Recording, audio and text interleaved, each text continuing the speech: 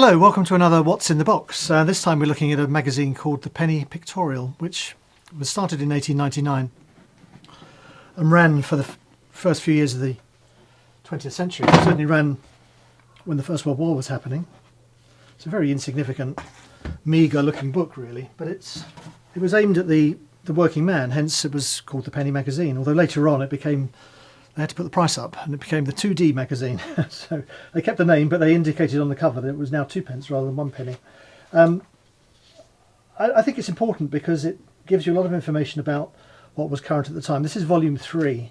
I've just found volumes 1, 2 and 3 online, which I've bought, so I'm going to have a duplicate of volume 3 of this particular volume. If anybody can provide me with a good enough reason why they should have it in their collection, drop me a line. I'll be happy to send it on. So I'm going to pull out a few pieces of information from this particular magazine. Now, this time, 1899, Britain was just about to embark on a war with the Boers in South Africa. And as these magazines go on, as the editions go on, you see more and more information about that conflict. But this type of article is gold dust, really, for people who have any interest in the British Army. This shows you how the clothing was organised for the British Army, where it was manufactured. It also shows you how much things cost as well, the cost of clothing the army.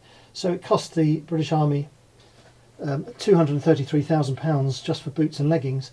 For trousers, shirts and tunic it was £500,000, over £500,000, and for headdress it was £50,000, and that's in 1899, so goodness knows what that would be worth today.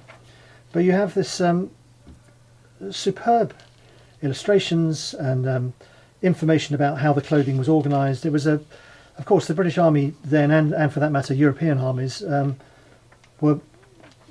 was one of the chosen careers for many people. It was never looked on as a very good career in Britain. In fact, Wellington described his army as the scum of the earth, and it was still pretty much felt that way about the army even as late as the 1800s. Kipling wrote about it well in his poetry. It's Tommy this and Tommy that. And, you know, everybody scorned Tommy except when it came to Tommy defending the empire.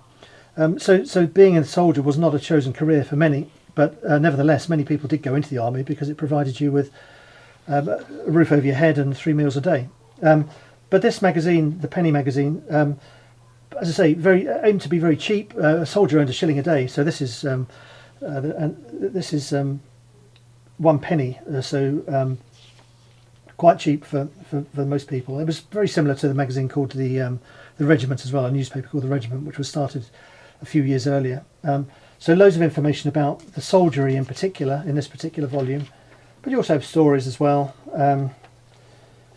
You have a story here about the Duke of York's military school, which was for orphans mostly orphans of soldiers who were then educated and then would later go into the army. So a lot of these children would join the army as drummers or bandsmen and then have stellar careers as soldiers. Here again you have the making of a volunteer.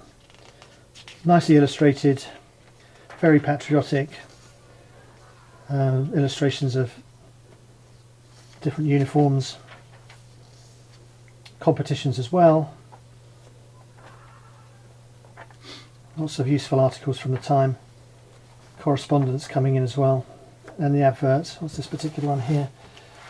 From the Salt Sea, interesting articlettes about ships, guns and men. So if Tommy was the soldier, Jack was the sailor, Jack Tar was the sailor. So Tommy and Jack were the colloquial names for the soldiers and the sailors. But the adverts are just so much of their time as well. Cocoa for the hair, this advert here, and the suits. 50 shillings and 40 shillings. Look at that, beautiful. Invincible accuracy and value for that particular watch. So again, very much if you're interested in your ancestors, it's all well and good finding them in records, find them in the 1901 census, but what were they reading at the time? They were reading magazines like this in all probability, magazines that were cheap, that could be passed around the family, could be passed to other people as well, and that really give you a flavour for what was happening in the country at the time. So this was not specifically aimed at people with interest in military, but of course Britain was a military power. Britain had its empire, Britain was soon to be fighting the Boers, and so you do find these articles coming in here.